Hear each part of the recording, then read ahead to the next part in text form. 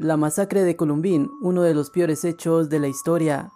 Eric Harris y Dylan Klebold colocaron una bomba incendiaria cerca de la escuela y de la estación de bomberos, para después abrir fuego contra estudiantes y maestros. Hoy en día parece que hablar sobre tiroteos en escuelas es algo común y menos difícil de lo que debería ser el pensar que podría ocurrir. Sin embargo, el día 20 de abril de 1999, esa sensación no era así, pero ese día todo cambió. Era la mañana de un martes cuando los estudiantes de la escuela secundaria de Columbine, en Colorado, Estados Unidos, Eric Harris y Dylan Klebold, llegaron al lugar y procedieron a colocar una bomba incendiaria cerca de la escuela y de la estación de bomberos. Esto, según informes, tenía la finalidad de distracción.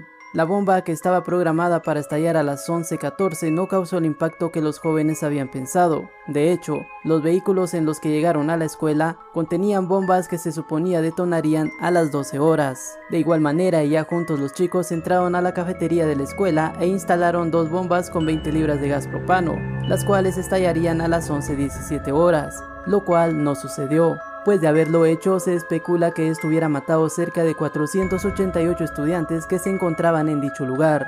Los jóvenes se quedaron en el estacionamiento a esperar que las bombas detonaran. Incluso se sabe que Harry se topó con un compañero llamado Brooks Brown, quien fumaba un cigarrillo, a lo cual le comentó que se fuera del lugar, pues las cosas se pondrían feas. Cuando los explosivos detonaron, ambos ya armados caminaron hacia el lugar, subiendo las escaleras de la parte superior de la entrada oeste. En ese momento, Rachel Scott, de 17 años de edad, almorzaba con su amigo Richard Castaldo, sentada en el césped al lado de la entrada oeste. El mismo Castaldo mencionaría más tarde que miró a uno de los chicos lanzar una bomba que no detonó como debería, por lo que no les tomó importancia. Sin embargo, sacaron sus armas que ocultaban en unas gabardinas y abrieron fuego, impactando en 4 ocasiones a Scott, muriendo en el instante, siendo así la primera víctima de un total de 13 esa mañana. Castaldo recibió 8 impactos entre el pecho, brazo y abdomen, perdiendo el conocimiento, pero sobrevivió. En ese mismo instante, Harris abrió fuego contra 3 estudiantes que se encontraban por la escalera: Daniel Rothburg, Cian Graves, de 15 años, y Lance Kirkland, de 16 años. Sería Rothburg quien moriría más tarde. A pesar de estas acciones, algunos alumnos menores creyeron aún así que solo se trataba de una broma por parte del par, que eran del último año.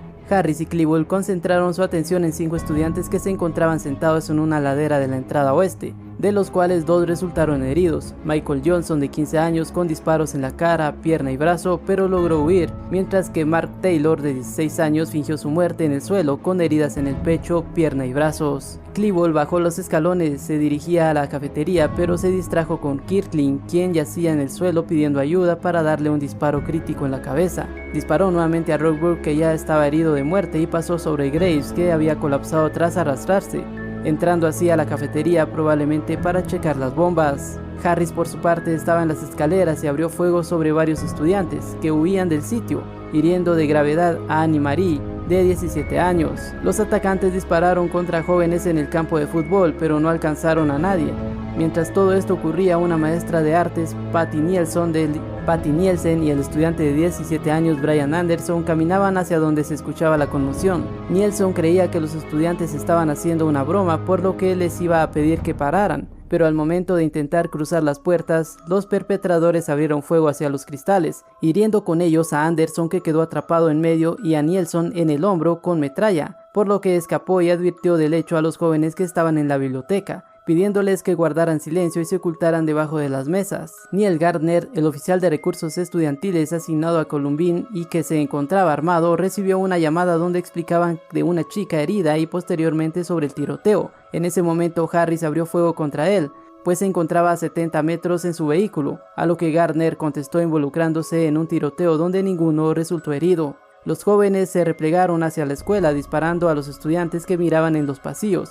A las 11:26, Harris volvió a la entrada y se inmiscuyó en un segundo tiroteo con Gardner. En ese momento, 2 oficiales de policía, el motociclista Paul Smoker y el patrullero Scott Taborski, habían llegado al lugar para atender la llamada sobre una mujer herida, Rachel Scott, y al escuchar los disparos, Smoker contestó ahuyentando a Harris. Dave Sanders, un profesor de informática y de negocios, había ayudado a evacuar a los alumnos que se encontraban en la cafetería. Sanders junto a un estudiante se toparon con los asesinos en el pasillo, por lo que dieron la vuelta y corrieron.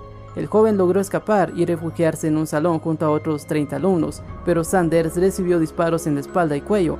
El profesor también logró llegar al salón arrastrándose, pero falleció por pérdida de sangre, mientras que los alumnos pudieron evacuar.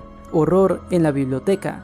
Desde las 11:29 a las 11:36 horas ocurrió una horrenda masacre en la biblioteca, en la cual se encontraban resguardados 52 estudiantes, 2 profesores y 2 bibliotecarios.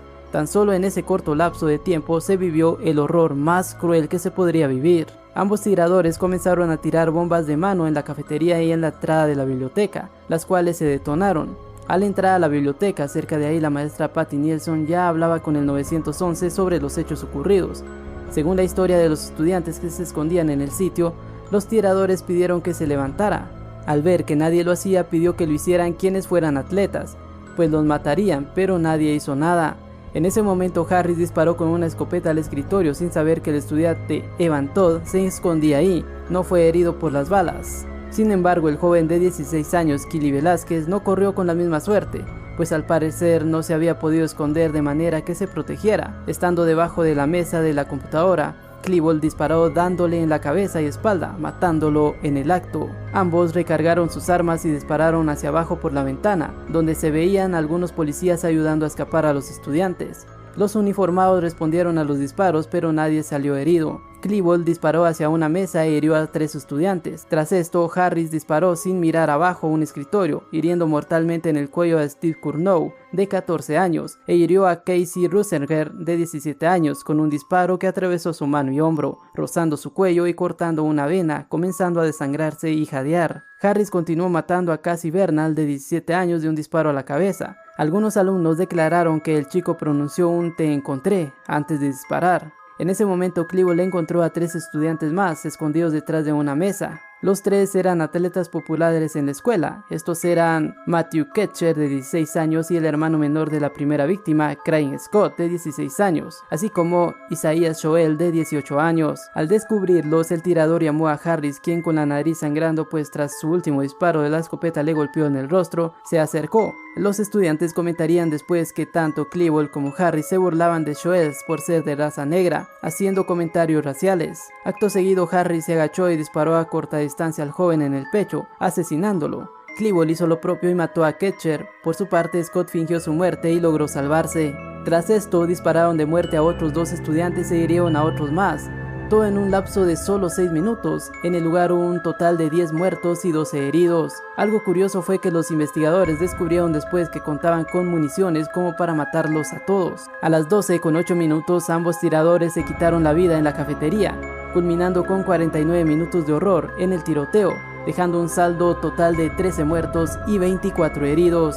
Al día siguiente, alumnos del instituto colocaron cruces frente al campus en honor a sus compañeros fallecidos, y la escuela no volvió a entrar en funciones hasta después de 4 meses. Hasta el día de hoy se han barajado diversos motivos por lo que los estudiantes cometieron estos actos tan atroces. Ambos chicos habían sido inadaptados durante muchos años, incluso se conoce que sufrieron de bullying por parte de otros estudiantes. A pesar de que ambos mostraban indicios de lo que podría suceder, ni sus padres ni las autoridades le pusieron atención.